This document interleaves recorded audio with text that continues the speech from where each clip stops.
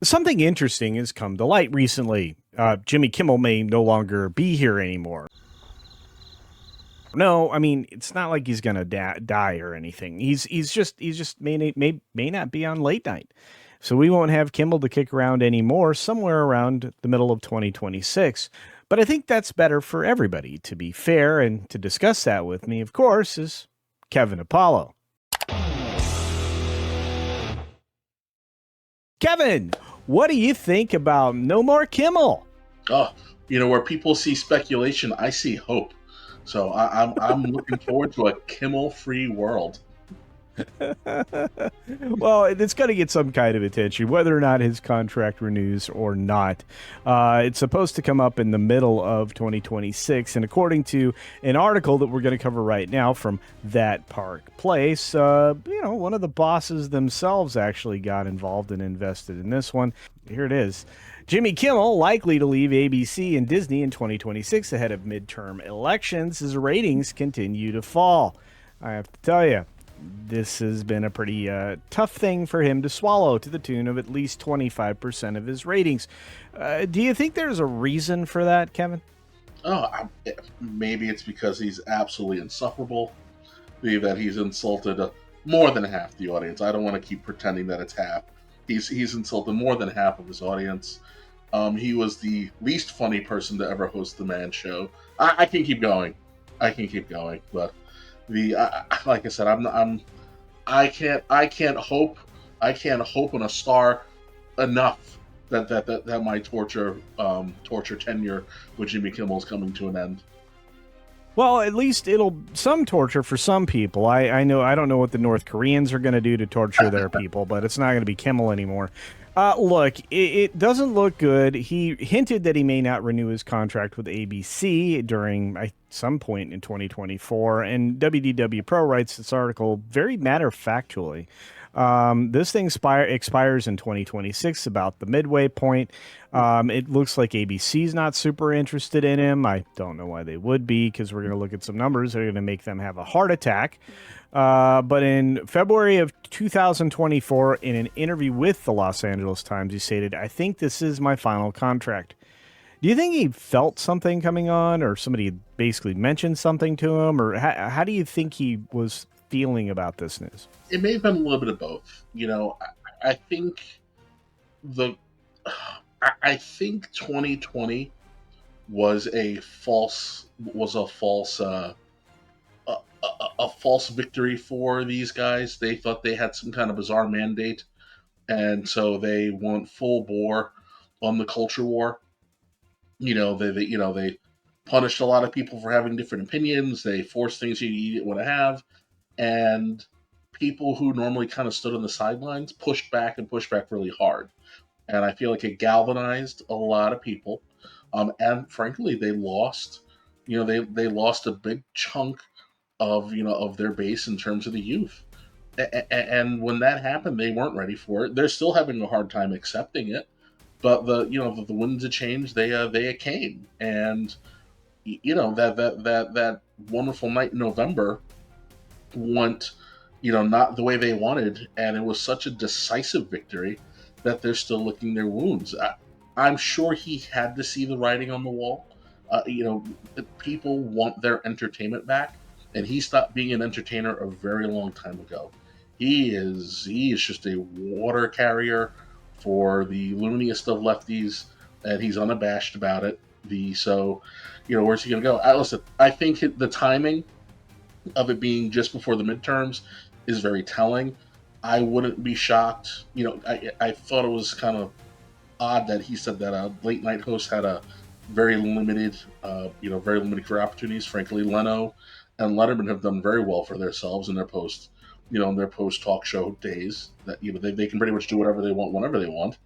But this guy, I wouldn't be shocked if he, because they love to fail upward, just landed on MSNBC or CNN somewhere to try to become a Timu Larry King and just get ratings on networks that not get ratings on a network that no one's already watching. Yeah, right. No, and in fact, I think it'd be easy for him, and he's already halfway there. He's got the haircut, just not the big old thick glasses. But look, I mean, in a group conversation that's actually pictured here, the Politic and podcast, Kimmel actually talked to his Kearns about his post-show future and the fact that really late night hosts don't end well Love doesn't always end well, Beastie. at all. In fact, they usually end very poorly, and they usually don't last much longer after their shows either. I think Johnny Carson was illustrative of that. But when you take a look at the Kimmel Live show falling off 24% in viewership in the demographic, the most important age range, which is 18 to 49, you've got major problems. A 45% increase during one particular month, which was, media month of doom that they tried to capitalize on. Didn't work. But it really didn't do anything for his show. Look, I would say that, like many of these late night hosts who are supposed to be telling things inside a framework of truth, have all lost their objectivity. And I think, the same goes for the news media, but more in a more extreme sense. I just feel like maybe whatever brand of comedy that all of these dying late night shows have, it doesn't hit anymore.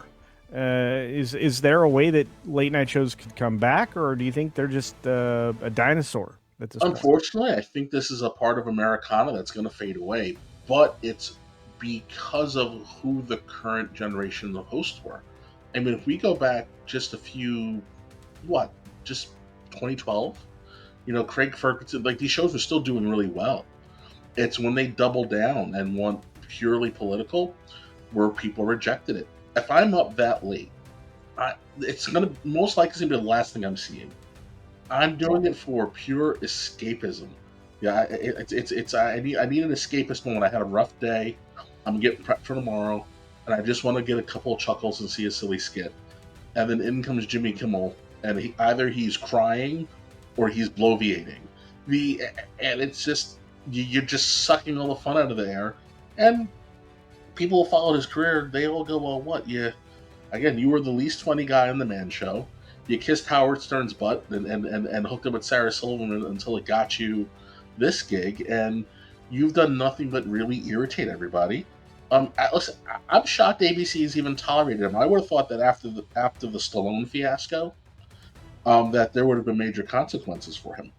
Well, I think there is one primary reason that he's survived, and we'll get to that in just a second. But, Zach Moser over at Screen Rant decided that his opinion was worth listening to, or some editor over there at that Park Place decided he might be worth listening to. But he's saying that they may not have Jimmy Kimmel Live at some point in 2026. And, Zach Moser thinks that's a bummer. Maybe. I don't think so. I think we're at the cutting edge of interactive television for the first time ever.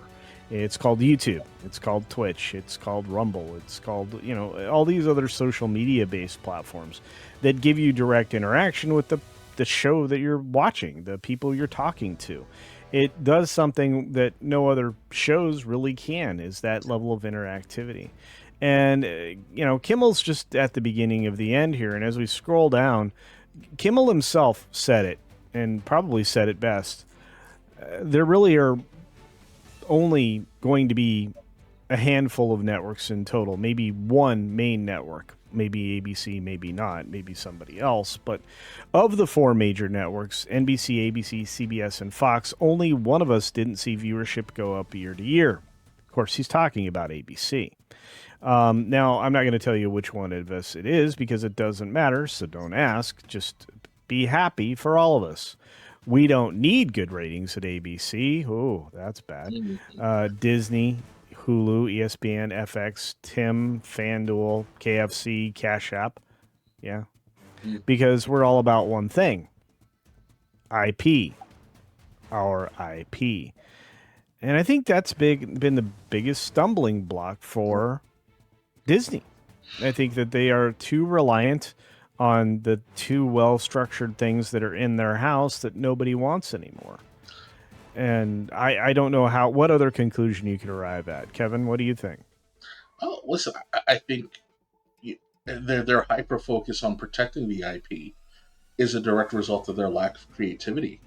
They've relied on reboots and over familiarity, and either stripping the things that you love of its soul, so it's not the same thing anymore, or sanitizing it and making it something that just isn't fun anymore. And late night, in particular, has suffered the most for this. If Marv was here and I mentioned Jimmy Fallon, he'd have a little mini heart attack. But kids were already veering away from late night roughly around the start of the Fallon era, and because he used social media, he was able to kind of pull them in. He would do skits that were exclusive for YouTube, and he had he had different access to the audience than the other guys did. Fallon abandoned that. We don't know why. Probably got told that they need him to focus on developing his own brand of TDS, and he suffered for it. And you just watch these guys make this mistake over and over again. Kimmel's ratings have been plummeting for years. If we were really gonna take a look at the last 4, maybe 5 years, it's he certainly lost more than 25% of his audience. Yeah, and I would suggest he lost far more than that. I think they all have. And the other problem is that they can't rely on the repeats and replays on YouTube because they just aren't getting the numbers that they need in order to try to be reliant on that for some additional income. But I do know this. This show dying in the middle of a political season may not be the worst thing in the world. It's certainly going to help out all the other late night guys, try to go fishing in a little bit deeper pond. But, their intellect seems to be the limiting factor, rather than the pond they're fishing in itself. Regardless, I don't know. I guess the last question for you and for the audience, Kevin, is do you care? Do you care if there's no Jimmy Kimmel? No, I don't. I won't lose an ounce of sleep over it whatsoever. I cared when Ferguson left. That was the only one I actually watched. And at the end of the day, it's because they all lack authenticity. It's not an authentic experience. It's canned. It's pre-programmed.